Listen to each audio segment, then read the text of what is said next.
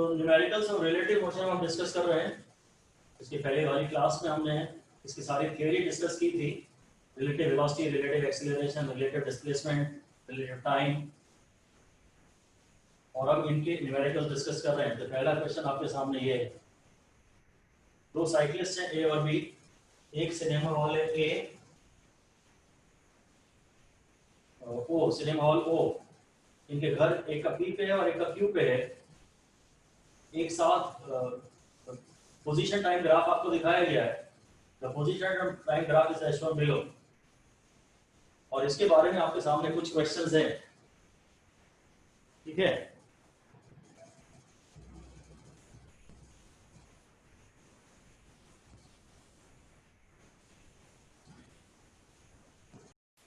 तो चलिए मैं इसका डिस्कशन शुरू कर देता हूँ। कहता which of the two lies closer to the cinema hall. तो सिनेमा हॉल ये है, ये एक का घर है, ये दूसरे का घर है।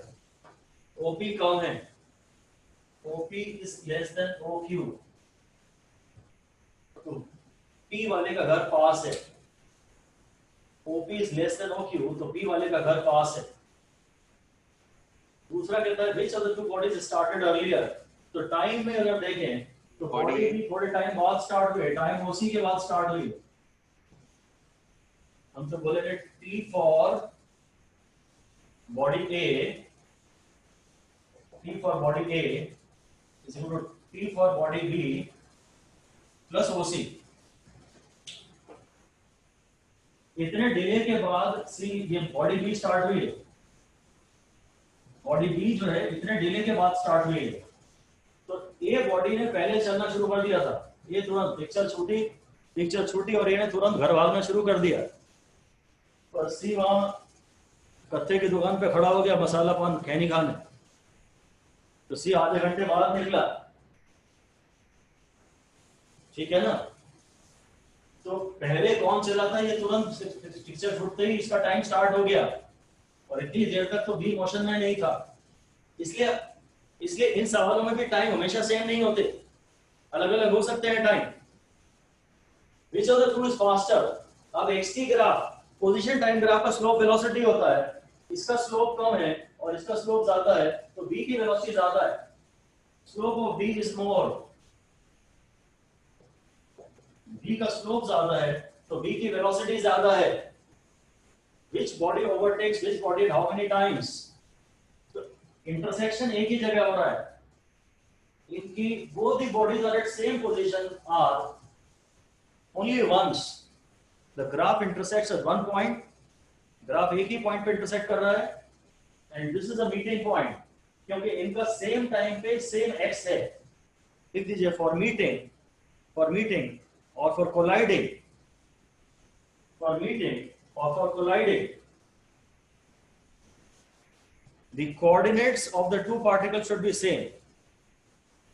The location, the coordinates of the two particles should be same at same time. ये भी बड़ा इंपॉर्टेंट पॉइंट है, इस पे 4 स्टार लगा दीजिए। जनरल स्टेटमेंट है, कभी भी कॉलिजन की बात करता है या मीटिंग की बात करता है तो दोनों सेम टाइम पे सेम जगह होंगे। एक अगर यहां से थोड़ा पहले निकल गया तो फिर यहाँ कॉलिजन नहीं हुआ। एक्सटी ग्राफ इनका एक टाइम पे दोनों का एक्स सेम है, इस टाइम पे दोनों का एक्स सेम है, इस सेम टाइम पे दोनों का एक्स सेम है। ये एक्सटी ग्राफ है ना, तो both are at same position only once. अच्छा, इस समय क्या है, इसके बाद इसकी वेलोसिटी ज्यादा है तो बोलेंगे बी ने ओवरटेक कर लिया। अभी तो दोनों साथ हैं, पर थोड़ी देर बाद तो बी आगे निकल जाएगा ना। Velocity of B is more, so B overtakes. थोड़ी देर बाद बी आगे निकल जाएगा, जिसकी वेलोसिटी ज्यादा है अगले 1 सेकंड में वो थोड़ा ज्यादा दूरी पे पाया जाएगा, तो हम बोलते हैं बी ओवरटेक्स। ये समय तो ये साथ साथ है, पर इसके थोड़ी देर बाद ये पीछे रह जाएगा, बी आगे निकल जाएगा, तो बी ओवरटेक्स। फिर क्या रहा है, विच of the to reaches its home earlier. तो इस पी पे, ए जब पी पे पहुंच रहा है और बी जब क्यू पे पहुंच रहा है, वो टाइम सेम है, ये टाइम ग्राफ में सेम दिखाया गया। तो ये देर से जरूर निकला पर इसने गाड़ी तेज चलाई, यही होता है अक्सर। जो देर से निकलता है कोचिंग के लिए वो फिर तेज गाड़ी चलाता है, and both reach at same time. ये देर से निकला और पर गाड़ी इसने तेज चलाई और ये टाइम सेम, P और Q दोनों सेम टाइम पे पहुंच रहे हैं। तो बस ये ग्राफ देखने की एक्चुअली आदत होनी चाहिए। क्वेश्चन बहुत आसान है पर ग्राफ देखने की आदत होनी चाहिए।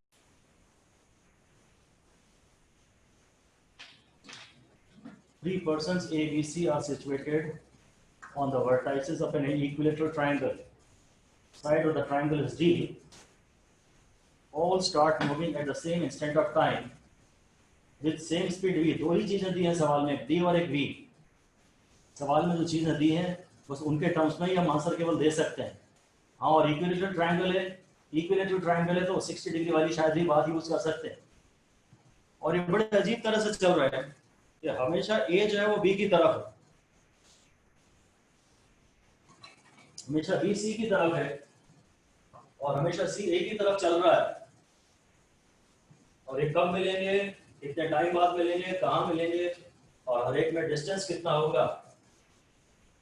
ये ऐसा कुछ कह रहा है कि ये A है और ये B है। थोड़ी देर बाद मान लीजिए A यहाँ है, थोड़ी देर बाद A मान लीजिए B यहाँ है, सपोज B यहाँ है और सपोज C यहाँ है। तो शुरू में तो A यहाँ निकला था B की तरफ, पर अब B यहाँ है ना तो A यहाँ चलने लगेगा और थोड़ी देर बाद B कहीं यहाँ जाएगा ना मान लीजिए, तब A यहाँ चलने लगेगा और थोड़ी देर बाद B यहाँ आ जाएगा ना तब A यहाँ चलने लगेगा। वो तो हवा में देख रहा है, बस B को नजर रखा है, पैर कहाँ जा रहा है उसको उससे मतलब नहीं है, पैर कहाँ जा रहा है मतलब नहीं है, वो तो जहां B दिख रहा है वहां चलना शुरू कर दे रहा है। समझ गए बात को? जहां B दिख रहा है ना बस वहां A अपने आप को तुरंत मोड़ता चला जा रहा है। B यहाँ दिख रहा है तो वो यहाँ चलना शुरू करता है, पर थोड़ी देर बाद B यहाँ दिखता है तो ऐसे चलना शुरू कर देता है, फिर B यहाँ दिखता है तो ऐसे चलना शुरू कर देता है।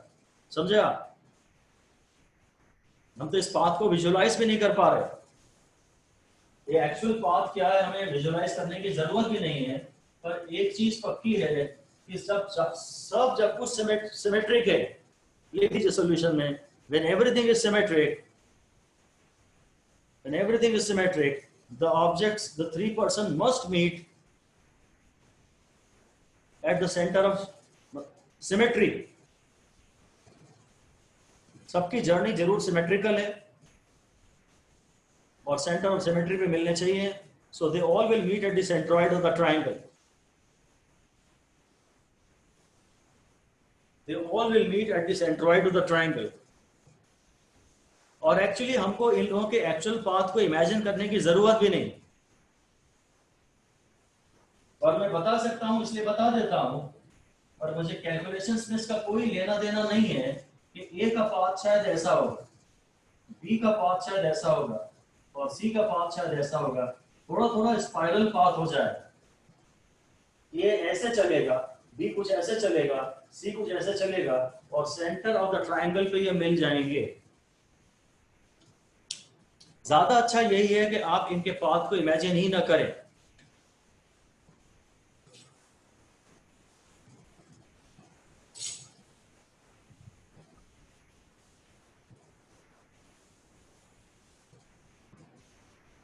अगर आप अपने लिए कॉम्प्लिकेशंस नहीं बढ़ाना चाहते तो do not think about their actual distances traveled and actual path. Think only in terms of the relative displacement. लिख दीजिए इस बात। Try to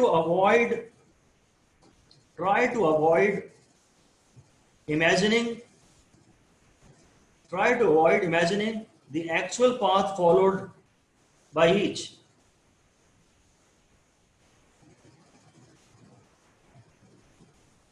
ये डायग्राम बना के बड़ा गलत किया हमने, पाथ इनका बता के, इनकी हमें कोई जरूरत नहीं है।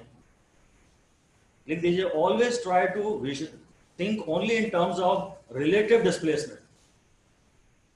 Displacement mathematically. रिलेटिव डिस्प्लेसमेंट को भी यहाँ विजुलाइज ना करें, इमेजिन ना करें, और जितना ज्यादा मैथमेटिकली सवाल कर सकते हैं सवाल को मैथमेटिकली करिए।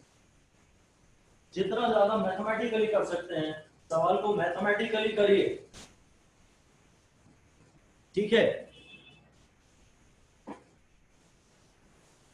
तो रिलेटिव डिस्प्लेसमेंट कितना हो गया किसी ए और बी के बीच में, जब भी ये मिले, इनके बीच में पहले रिलेटिव डिस्प्लेसमेंट था डी, और अब ये कहीं भी अगर मिल रहे हैं, कहीं भी मिल रहे हैं, तो इनके बीच में डिस्टेंस हो गया जीरो या डिस्प्लेसमेंट हो गया जीरो, ऐसे ही लिख दीजिए। अगली लाइन में लिखिए initial displacement between A and B is D. Initial displacement between A and B is d and final displacement between them is zero when they meet.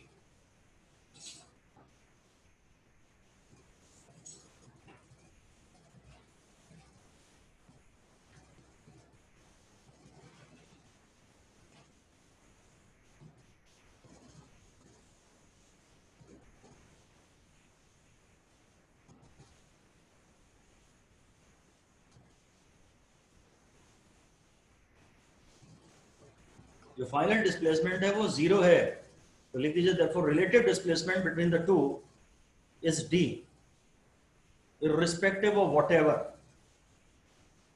Relative displacement d है।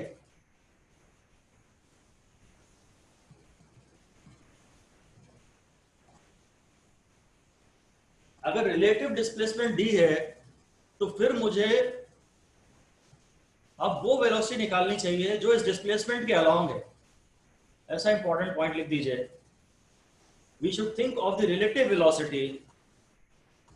We should think of the relative velocity between the two bodies along the straight line path AB.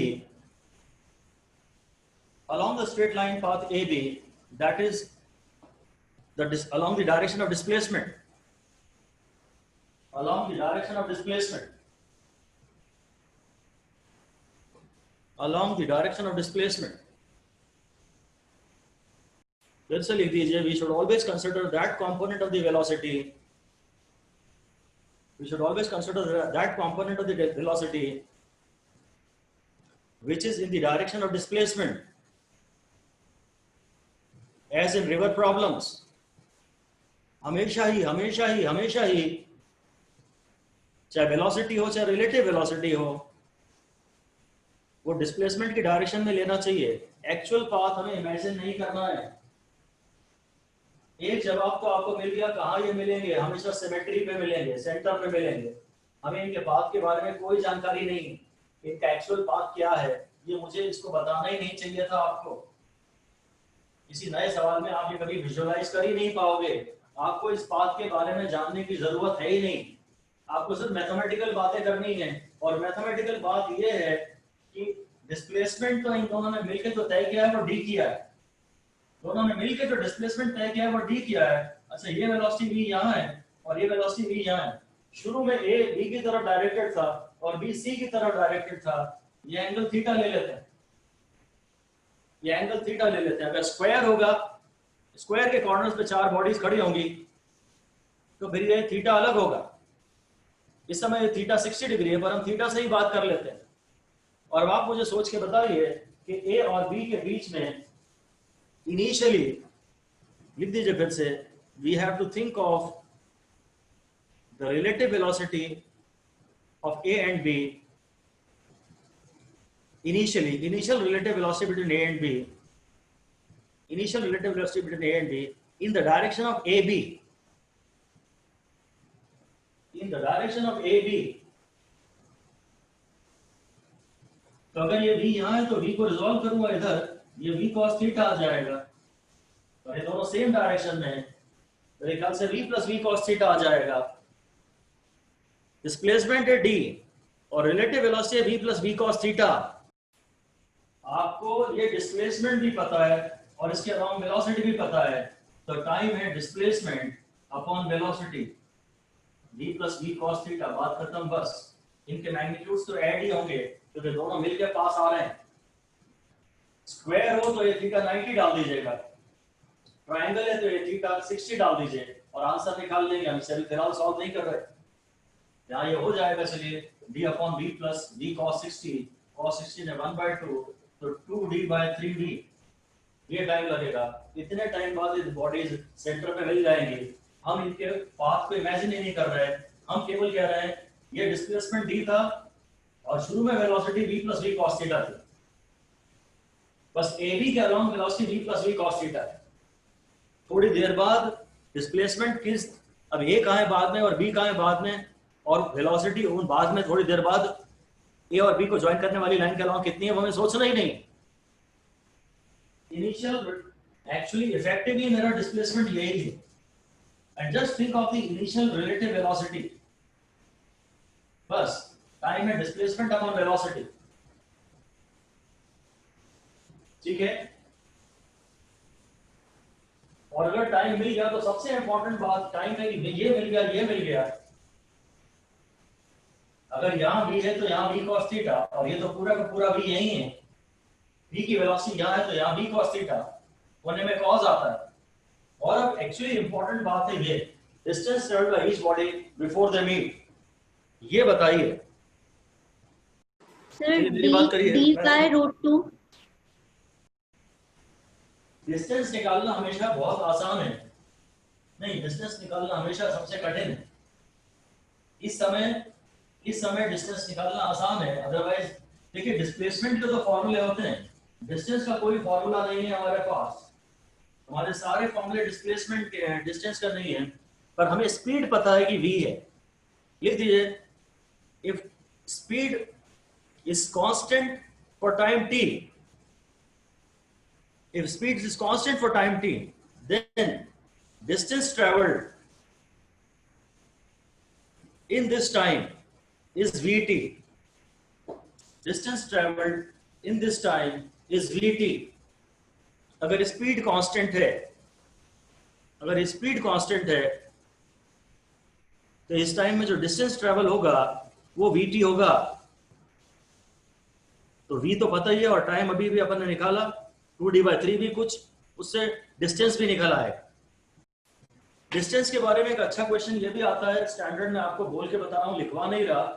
Question ये कह रहा है कि एक train है station की तरफ आ रही है, एक चिड़िया स्टेशन से जुड़ जाती है ट्रेन की तरफ, फिर वापस उसी स्टेशन के पॉइंट पे आती है। इस बीच ट्रेन थोड़ा आगे आ जाती है, फिर चिड़िया ये करते जा रही है और ट्रेन आगे आती जा रही है।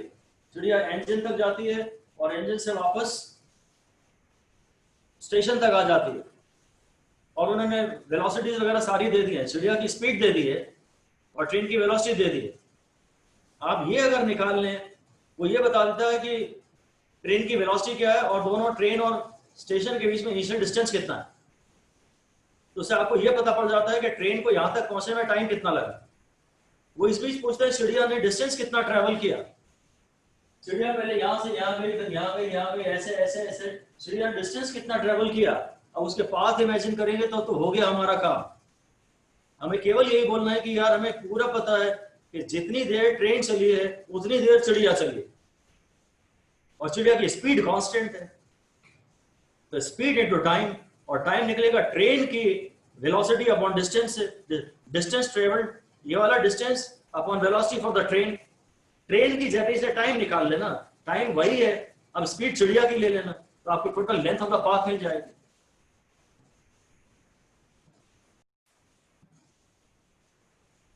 A and B are thrown vertically upwards with 5 meter to 10 meter per second, मतलब ये ग्रेविटी का सवाल है। और यहाँ तो मुझे एक ही बात पता है कि भाई रिलेटिव एक्सेलरेशन 0 होता है, ये रिलेटिव इज इक्वल टू 0। मैं डायरेक्ट x ए बी की बात करता हूं तो ये हो जाएगा u A B into T plus आप ऐसी कुछ इक्वेशन होगी, ठीक है। और ये वाला टर्म 0 आ जाएगा बस ग्रेविटी में, तो x ए बी हो जाएगा u a minus u b into T plus 0। तो ये 5 माइनस 10 इंटू 1 माइनस 5 मीटर बस, माइनस 5 मीटर आ जाएगा।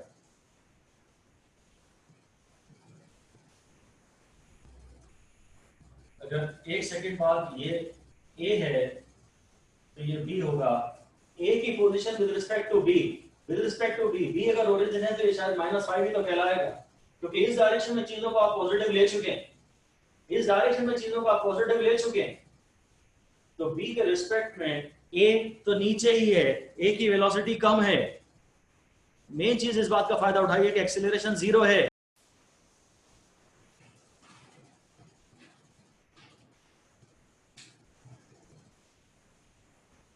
ball is thrown vertically downward at the speed of 10 meters per second from the top of a building 150 meter high. Simultaneously, another body is thrown vertically up at the speed of 20 meters per second from the foot of the building at the time when they meet. ये A है में भी और ये B है और इनके बीच में इनिशियल सेपरेशन H है, कैपिटल H. ये हाइट जो है जब हमें निकालनी है, मान लीजिए स्मॉल h निकालनी है. ये एस ए है सपोज और ये एस बी है. तो दोनों ने मिलकर जो रिलेटिव डिस्प्लेसमेंट तय किया है, ए पार्ट की सॉल्यूशन दे रहा हूं, S relative equal to U relative into T, बस खत्म, प्लस 0. तो जो रिलेटिव डिस्प्लेसमेंट है वो है 150 और रिलेटिव वेलोसिटी होगी ये 10 से फेंकी है और ये 20 से फेंकी है. ये 10 इधर है और 20 इधर है, तो रिलेटिव वेलोसिटी हो गई 30 टू टी आ गया बस 5 सेकंड. इस चैप्टर में कहीं भी रिलेटिव एक्सीलरेशन तो होता ही नहीं है. ग्रेविटी वाले में रिलेटिव एक्सीलरेशन तो होती ही नहीं है, बात ही खत्म. हाँ, आप ये कर सकते थे, इसकी इक्वेशन अलग निकालो ut plus half G T square और इसकी इक्वेशन अलग निकालो u2t minus half G T square.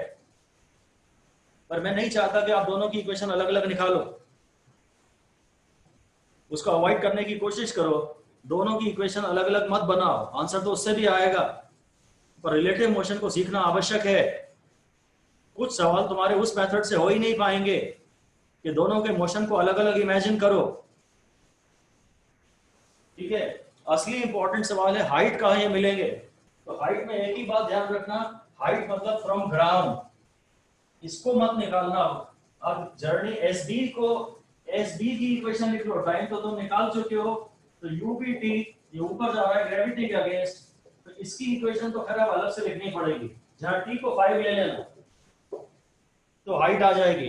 Height का मतलब होता है अबव द ग्राउंड, हाइट का मतलब होता है above the ground. An elevator of height h is ascending with constant acceleration a, और यहां से ये हाइट h है, ये एक्सीलरेशन a से पूरा का पूरा सिस्टम जा रहा है, और यहां से इस हाइट से, यहीं से हमने अंदर से यहां से कॉइन छोड़ा है. Coin is drop, coin is drop. तो displacement time after which the coin will strike to the bottom of the elevator.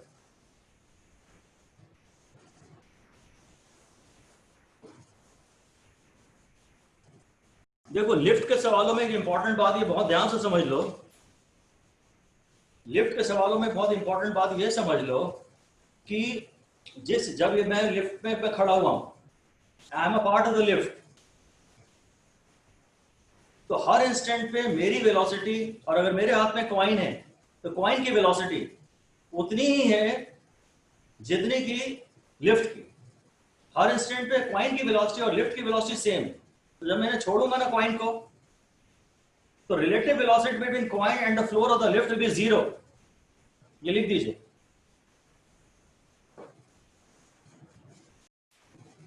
Lift के केस में इनिशियल वेलोसिटी ऑब्जेक्ट की रिलेटिव वेलोसिटी हमेशा 0 होती है, बिकॉज एट एवरी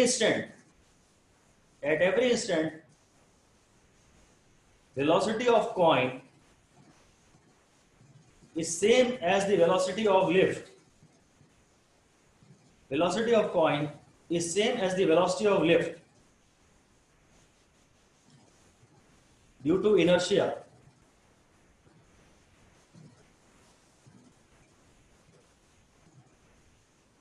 फिर ये एग्जैक्टली वैसे इनर्शिया के कारण नहीं है, सॉरी, फिर से क्या है, जब तक ये कॉइन लिफ्ट का पार्ट है, तब तक हर इंस्टेंट पे जो वेलोसिटी कॉइन की है वही लिफ्ट की होगी. नहीं तो ये दोनों अलग अलग होंगे ना, मूव करेंगे ना.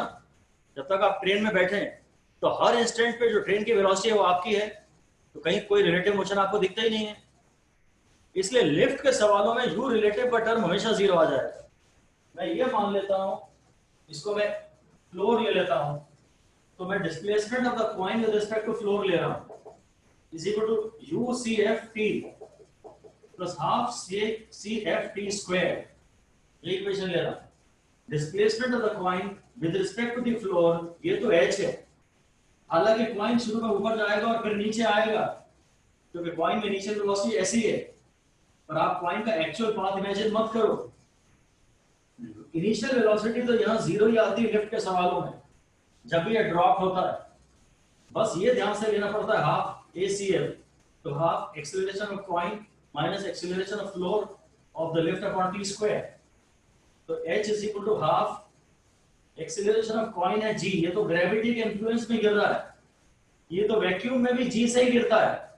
और फ्लोर का एक्सेलरेशन है इधर, अगर ये प्लस जी है, अगर ये प्लस जी है तो ये फिर माइनस ए है, तो ये माइनस माइनस ए हो जाएगा। ये सब वेक्टर फॉर्म में ही थे, तो h हो जाएगा half g plus a into t square, इससे t आपका निकल आएगा under root 2h upon g plus a. ठीक है,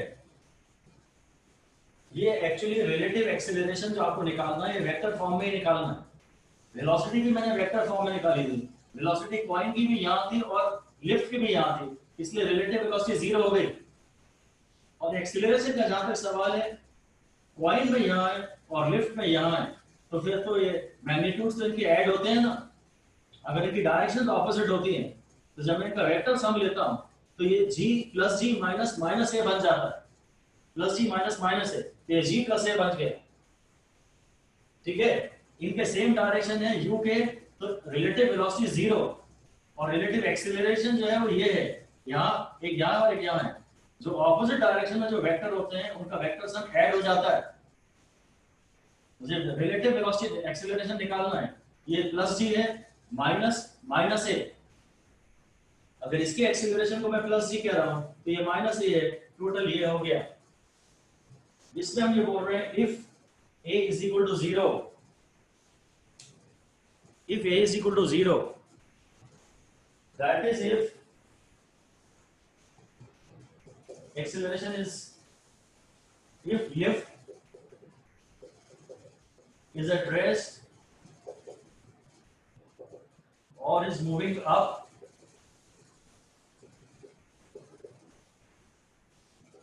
with constant velocity or is moving down with constant velocity, उसमें t1 is equal to t2 is equal to t3 is equal to under root 2h by g।